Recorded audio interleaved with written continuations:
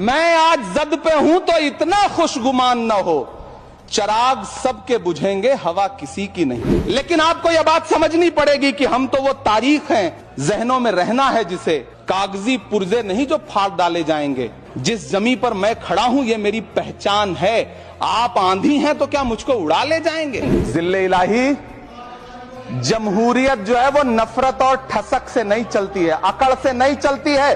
उसमें सबकी हिस्सेदारी जरूरी है। सबको समझना पड़ेगा कि जब जंगल में आग लगती है तो न वो बरगद बचते हैं जो हवा को आंधी में तब्दील करते हैं, न वो बांस बचते हैं जो आपसी रगड़ से चिंगारी पैदा करते हैं। और मंत्री जी, मैं इस सदन में अलल ऐलान ये कहता हूं कि जब भी इस देश की जमीन को लहू की जरूरत होगी, आपसे 2 कदम आगे इमरान खड़ा मिलेगा। ये मैं आपसे यकीन दिलाते हुए कह रहा हूं। हमी को कातिल कहेगी दुनिया, हमारा ही कत्लेआम होगा।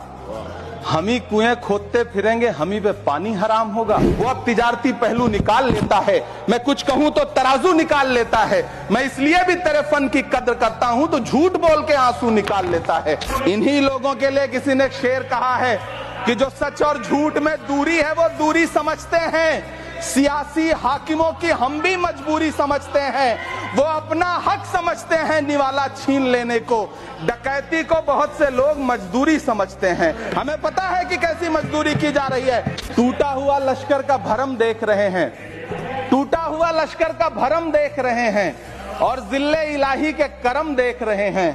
ताकत का नशा अक्ल पे हावी है तुम्हारी, तुम देख न पाओगे जो हम देख रहे हैं। ये दाढ़ियां, ये तिलकधारियां नहीं चलती, हमारे अहद में मक्कारियां नहीं चलती। दिलों को, हम कबीले वालों के दिल जोड़िए मेरे सरदार, सरों को काट के सरदारियां नहीं चलती। सभापति महोदय, मैं जब देश के प्रधानमंत्री को प्रोटोकॉल तोड़ के कतर के अमीर शेख तमीम को रिसीव करते हुए देखता हूं, जब मैं सऊदी के क्राउन प्रिंस मोहम्मद सलमान को, प्रधानमंत्री जी को गले लगाते हुए देखता हूं, तो सोचता हूं कि काश प्रधानमंत्री जी अपने देश के गरीब भारतीय मोहम्मद सलमान और मोहम्मद तमीम को इसी तरह अपने पन का एहसास दिला पाते। कभी मैं जब प्रधानमंत्री जी को शेख हसीना जी को प्रोटोकॉल तोड़ के रिसीव करते देखता हूं तो मैं सोचता हूं कि कभी प्रधानमंत्री जी अपने देश की बेटी बिल्किस को भी इसी तरह से अपने पन का एहसास दिला पाते।